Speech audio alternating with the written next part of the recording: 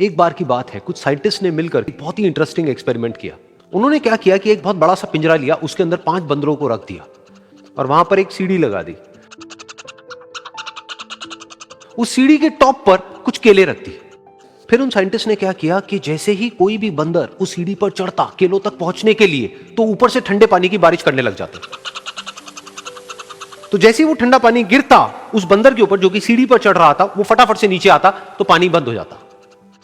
फिर दोबारा से कोई और बंदर उस सीढ़ी पर चढ़ता उन केलों तक पहुंचने के लिए, दोबारा से यही होता। दोबारा से ऊपर से ठंडे पानी की बारिश होती, वो बंदर जैसे ही नीचे आता दोबारा से बारिश बंद हो जाती। तो बंदरों ने इसका मतलब यह निकाला कि जैसे ही कोई भी सीढ़ी पर चढ़ता है तो ऊपर से ठंडा पानी गिरता है। फिर उसके बाद में जैसे ही कोई भी बंदर उस सीढ़ी पर चढ़ने की कोशिश भी करता तो बाकी के बंदर सब इकट्ठे होकर के उसको पकड़ते, उसको मारते, उसको पीटते और उसको नीचे गिरा देते। फिर दोबारा कोई कोशिश करता, दोबारा उसके साथ भी ऐसा ही होता।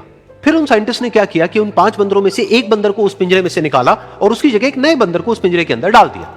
अब उस बंदर को नहीं पता था कि यहां पर क्या खेल चल रहा है। उसको जैसे ही सीढ़ी के ऊपर वो केले नजर आए, वो फटाफट से उस सीढ़ी के ऊपर चढ़ने लगा। अब की बार साइंटिस्ट ने कोई बारिश नहीं करी, लेकिन फिर भी जो बाकी के बंदर थे उन्होंने इसको पकड़ा, सीढ़ी से नीचे उतारा और मारने पीटने लग गए। इस बंदर को समझ नहीं आया कि मेरे को क्यों मारा जा रहा है, तो उसने दोबारा कोशिश करी। जैसे उसने दोबारा कोशिश करी, दोबारा से उन 4 बंदरों ने वही किया।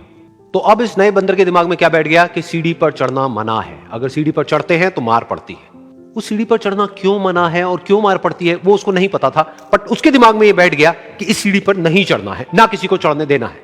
फिर दोबारा से उन साइंटिस्ट ने क्या किया कि जो पुराने 4 बंदर थे उसमें से एक बंदर को निकाला और एक नए बंदर को उसी जगह पर डाल दिया। अब इस नए बंदर ने भी वही किया जो इससे पहले वाले ने किया था, यानी कि वो भागता हुआ गया, उस सीढ़ी के ऊपर चढ़ने की कोशिश करी, उन केलों तक पहुंचने की कोशिश करी। बाकी 4 इकट्ठे हो गए और उन्होंने उसको मारा पीटा, सीढ़ी से नीचे गिरा दिया। उसको कुछ समझ नहीं आया, उसने दोबारा कोशिश करी, दोबारा उसके साथ यही हुआ। और अब इस बंदर के दिमाग में भी यही बैठ गया कि सीढ़ी पर चढ़ना मना है और सीढ़ी पर चढ़ने से मार पड़ती है।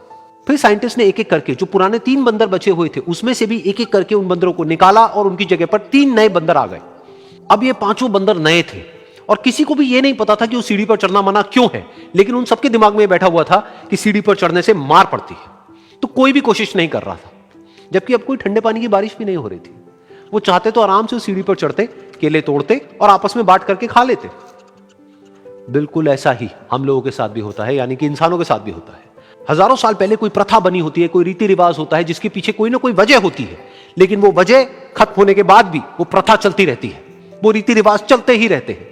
किसी में इतनी हिम्मत नहीं होती है ये पूछने की कि हम क्या कर रहे हैं, क्यों कर रहे हैं, बस सबको ये पता होता है कि ऐसा ही होता है।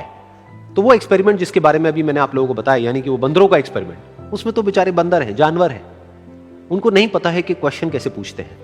लेकिन अगर हम इंसान होने के बावजूद भी क्वेश्चन ना करें तो हमारे में और जानवरों में क्या फर्क है, सोचिए।